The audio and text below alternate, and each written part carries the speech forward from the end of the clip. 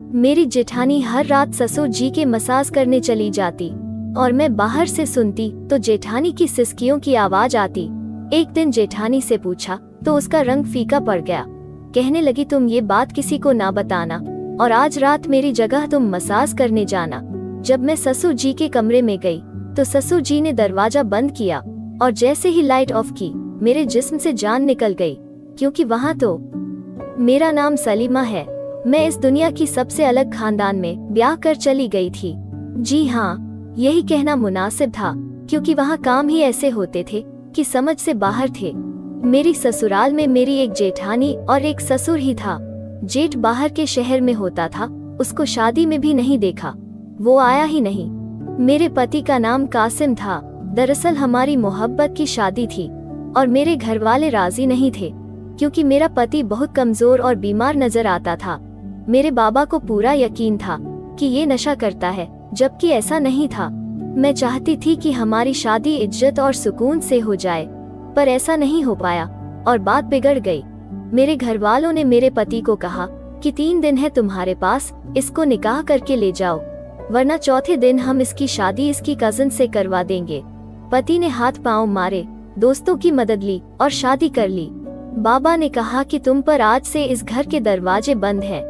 मैं हैरान तब हुई जब कासिम के पापा भी शादी में खुशी खुशी आए और वलीमा भी हुआ। वो बिल्कुल भी नाराज नहीं थे, कहते थे कि मोहब्बत करना गुनाह नहीं है। मेरी शादी पर ही मैं अपनी जेठानी से मिली। उसने मुझे तसल्ली दी और कहा कि सब ठीक हो जाएगा। अब मेरा पति दिन रात मेहनत करने लगा, क्योंकि अब हमें पैसों की जरूरत थी। वो सुबह जाता तो रात को ही वापस आता। ऐसे में घर में सिर्फ मैं और मेरी जेठानी ही थे। एक दिन मैंने कुछ बहुत ही अजीब देखा। रात होते ही मेरी जेठानी सारा काम खत्म करने के बाद मेरे ससुर के कमरे में जा रही थी। उसके हाथ में तेल की एक प्याली थी। मैं ये मंजर देखकर बड़ी हैरानी हुई। वो अंदर गई और उसके बाद उसने दरवाजा बंद कर दिया।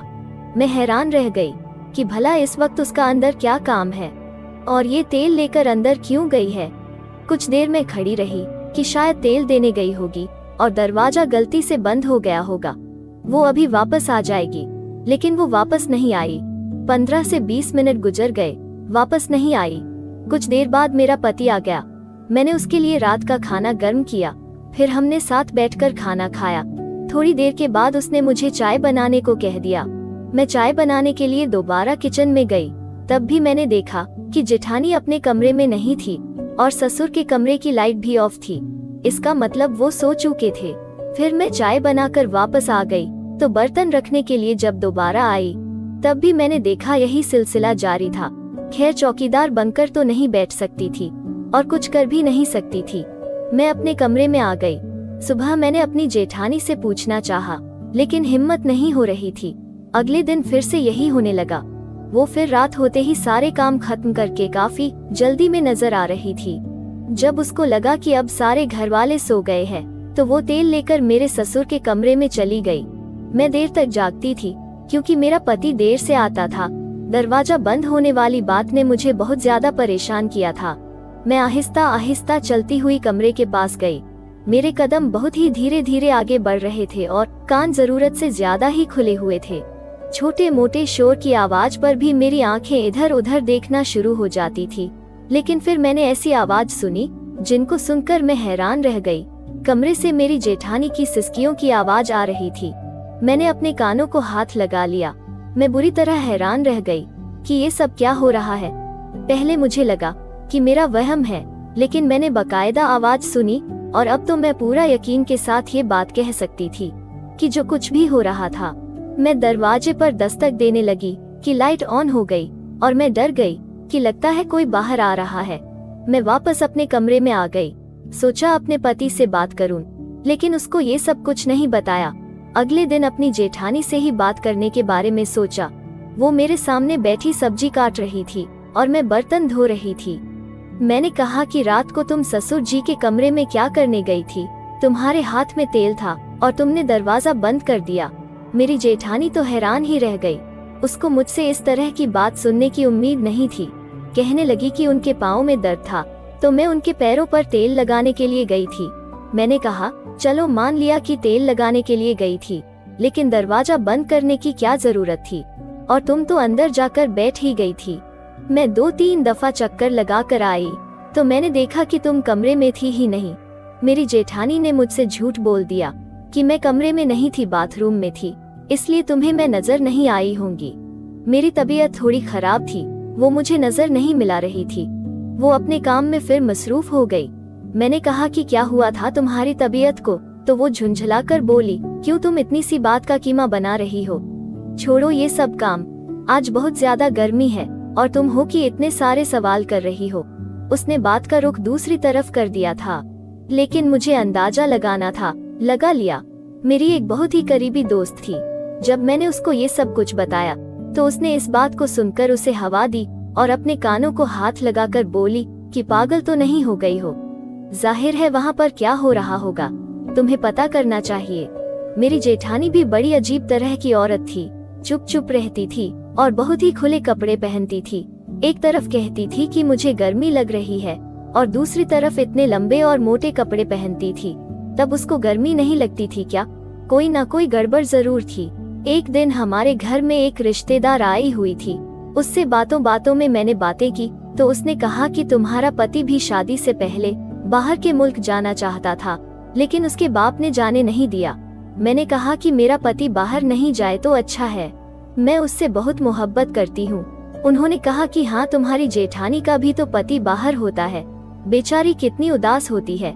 मैंने कहा कि नहीं, उदास तो नहीं होती, बिल्कुल नॉर्मल रहती है, तैयार भी होती है, हाथों में चूड़ियां भी पहनती हैं। तो कहने लगी कि नहीं, ऐसा तो नहीं, हमने तो उसे बड़ा ही उदास देखा है, वैसे है बहुत खूबसूरत। मैंने कहा खूबसूरत तो बहुत है, ऐसे में पति पास ना हो तो इंसान तैयार होकर किसको दिखाता है, लेकिन उसका दिल करता हो कि वो तैयार होना चाहे, ये अच्छी बात है।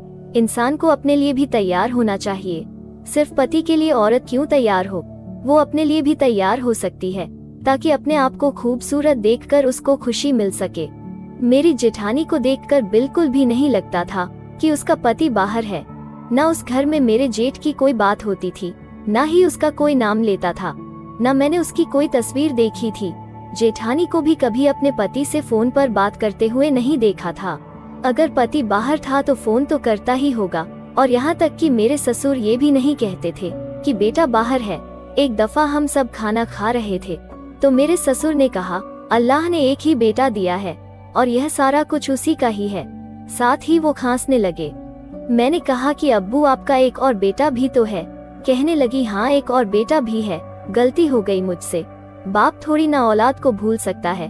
मैं तो मजाक कर रहा था। हम सब हैरान हुए कि वो कैसे भूल गए। मेरे पति ने भी अजीब सा चेहरा बना दिया और जेठानी भी इधर उधर देखने लगी। ऐसा लगा कि ये तीनों ही मुझसे कोई बात छुपा रहे हैं, लेकिन मेरी जेठानी की वो ही रूटीन थी। मैंने फिर उससे सवाल किया तो कहने लगी कि ससुर की टांगों में दर्द होता है, जब तक उनकी टांगे ना दबाव उनको नींद नहीं आती। लेकिन मैं ये सोच रही थी कि जब वो सो जाते हैं तो ये वापस क्यों नहीं आती, कमरे के अंदर ही क्यों रहती है, क्या सारी रात टांगी दबाती रहती है। इसके साथ मेरे ससुर का कोई रिश्ता भी नहीं था कि वो उसके चाचू होते या मामू होते। उन्होंने ये वाली बहू अपने खानदान से नहीं ली थी, ये खानदान की बाहर की लड़की थी। फिर कितनी अजीब बात थी कि ससुर के कमरे में चली जाती है, उनकी टांगों की मालिश करती है, मसाज करती है और फिर वहीं पर सो भी जाती है। इसका वहाँ क्या काम था? और वो आवाजें, उनके बारे में सोचकर तो मेरे दिमाग में वैसे ही घूमे जा रहा था जो मैं सोचना भी नहीं चाहती थी, और वो इस घर में हो रहा था। एक दिन तो कुछ ऐसा हुआ कि मैं हैरान ही रह गई। मैंने अपनी जेठानी को कपड़े बदलते हुए देख लिया। वो मुझे देखकर बुरी तरह चौंक गई, लेकिन उससे ज्यादा तो मैं चौंक गई थी। मैंने कहा कि आप तो माँ बनने वाली है और आपने मुझे बताया ही नहीं। उसकी जबान उसका साथ नहीं दे रही थी। वो पहले तो बहुत घबरा गई, फिर खुद को संभाल कर बोली, हमारे खानदान में ये सब नहीं बताया जाता। जब तक 7 महीने नहीं हो जाते तब तक किसी को भी ये बात नहीं बताई जाती।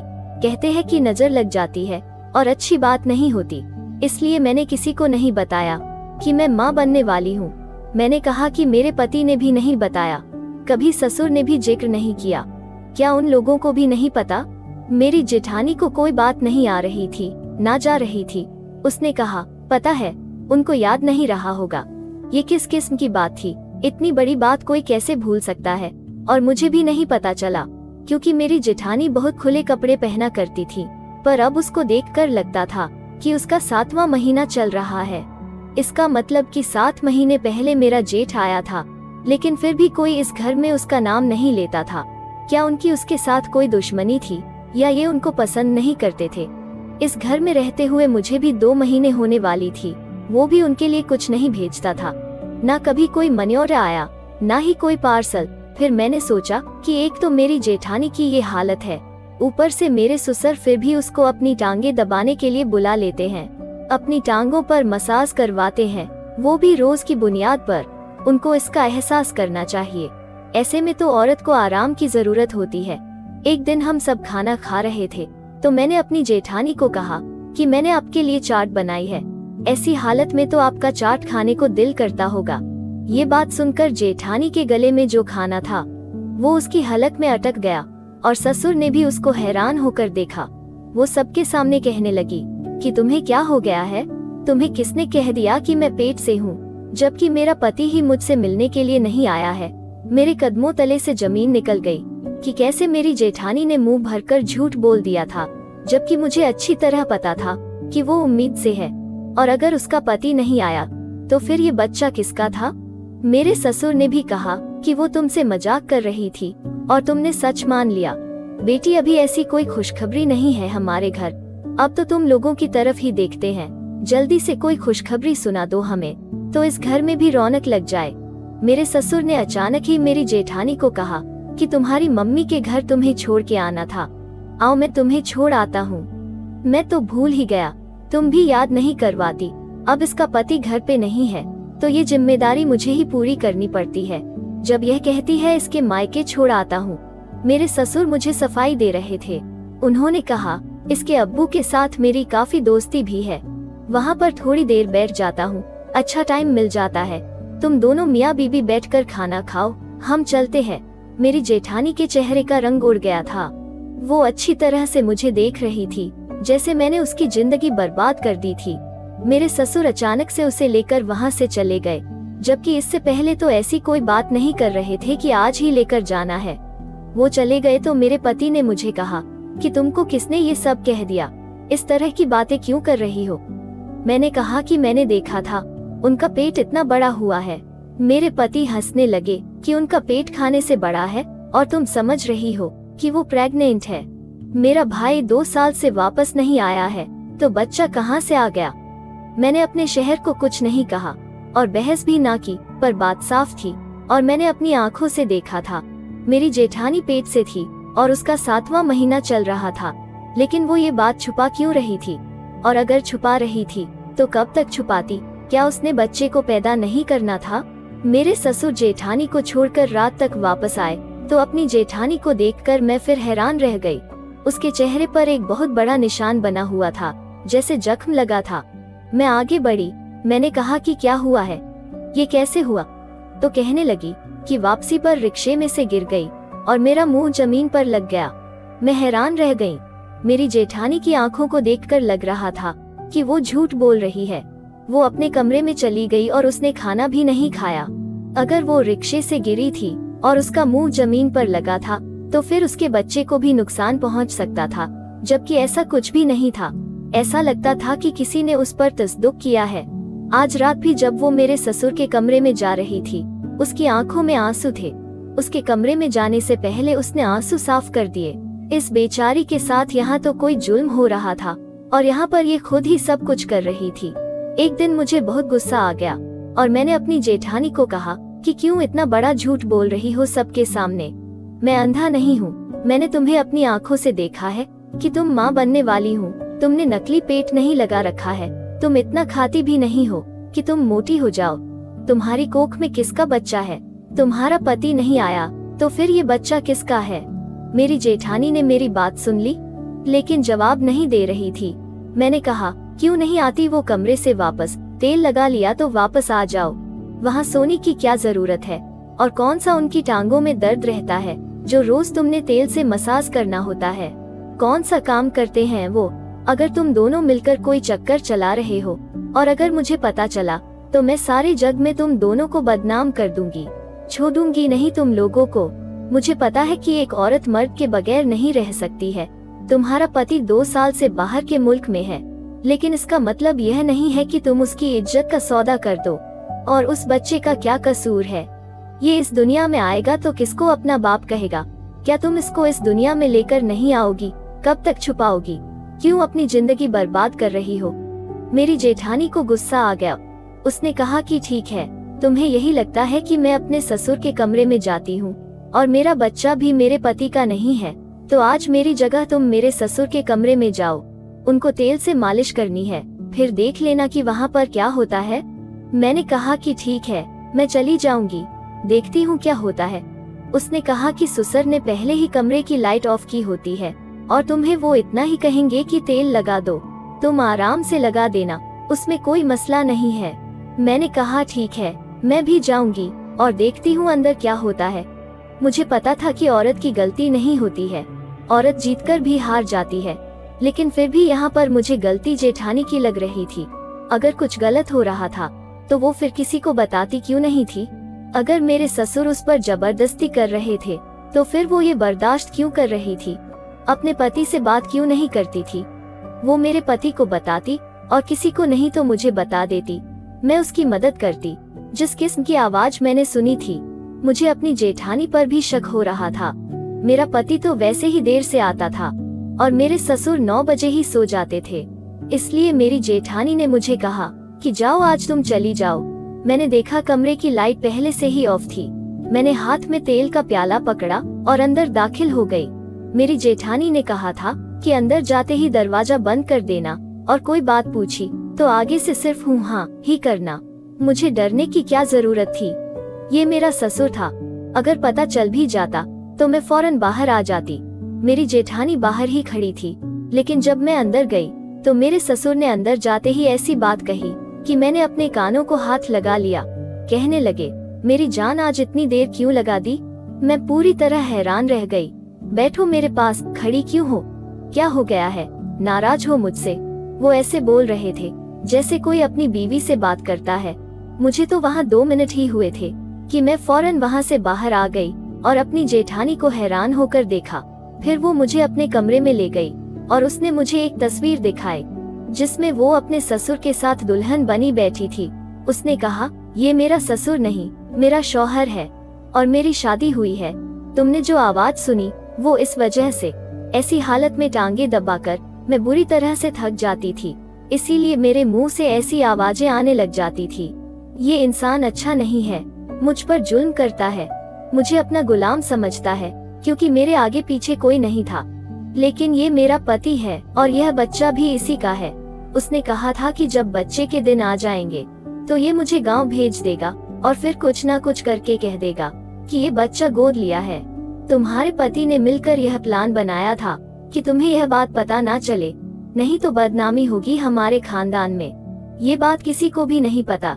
जो औरत इस घर में आई थी वो तो मेरे पति की बहन थी, इसलिए वो भी हमारे साथ मिली हुई थी।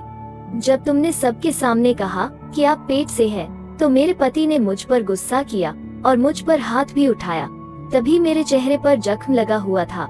सारे रास्ते उसने मुझे बातें सुनाई थी। ये खानदान बहुत ही अजीब है, यहाँ पर बहुत सारे राज है, जिनमें से मैं भी एक राज हूँ।